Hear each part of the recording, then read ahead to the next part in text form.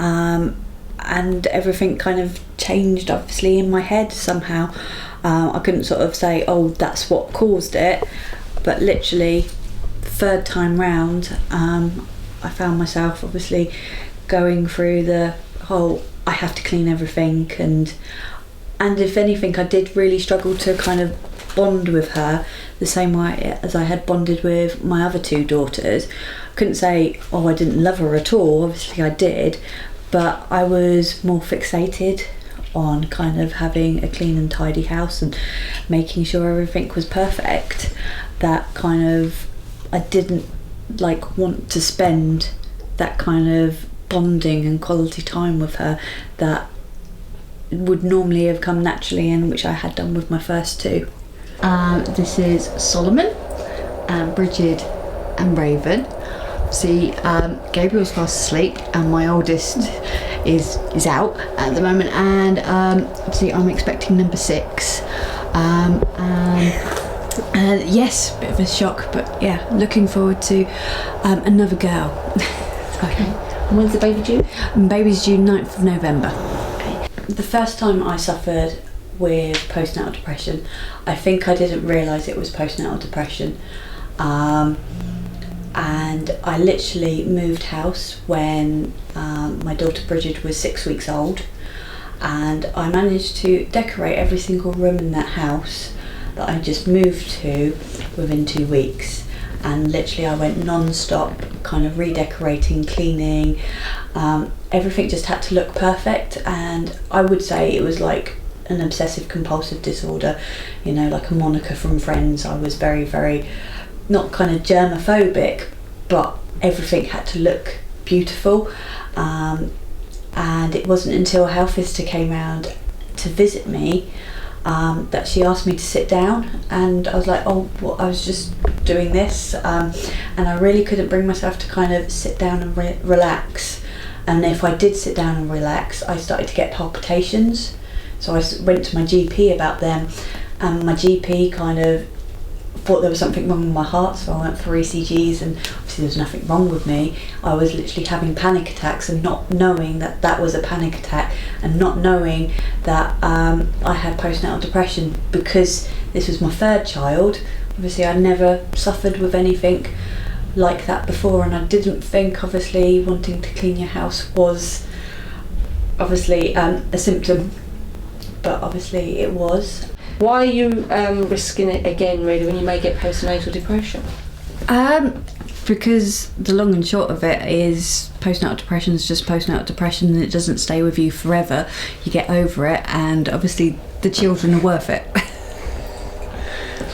Can you describe a bad day?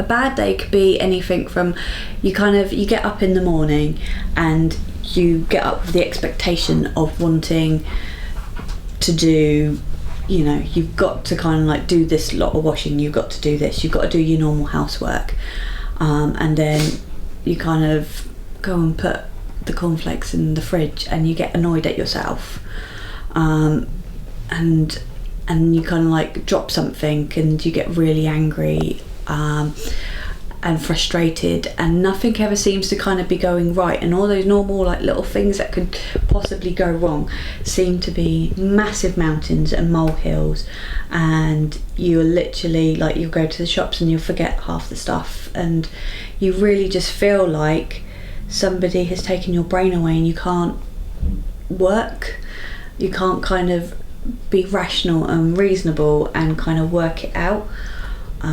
It's really hard. It does really feel like your brain has been replaced with cotton wool, and it's just so foggy, but as well your emotions obviously are that much more heightened, that obviously a bad thing can be, oh my goodness, I'm the worst person in the world, and that's how it's very kind of introverted in that way, that you can be very, very angry with yourself, or you can be quite extroverted with it and kind of be very snappy at your children, and then you feel bad for that. You know, you snap at your children, you feel bad. You snap at your husband who doesn't quite understand. That comes and then puts a big kind of cloud over the whole day anyway, and everything's ruined, and you just go to bed and just hope that the next day is not as bad. And your mum, when she gets postnatal depression, how does that affect you? It doesn't really. It doesn't really affect me that much. I then normally I'd help out a lot and stuff, and it's normally fine though. It's not that bad. Normally, it doesn't affect us as much. It was incredibly difficult, and it mostly did start kind of putting a bit of a wedge between myself and my husband at the time, because I don't think he could understand why I was quite like that, and it's just one of those things. It's really scary because you're just not yourself, and when you think back and you remember kind of how your brain just didn't feel like you, it's kind of not a nice experience. But I definitely wouldn't say now. Obviously Bridget is now 12 years old. She's absolutely lovely and gorgeous, and I'd say we're very close now, and I don't think it kind of affected my other children, but I think it definitely affected myself and how I started to see myself after that, and it definitely affected my marriage at the time, and it mostly really affected obviously my other relationships with other mums. I became very, very distant from them because of the postnatal depression, where I've been obviously very close with other mums with my other pregnancies. I stopped kind of wanting to see other mums, I think, because that just made me feel more pressure to relate to them, and I just didn't want to relate to them.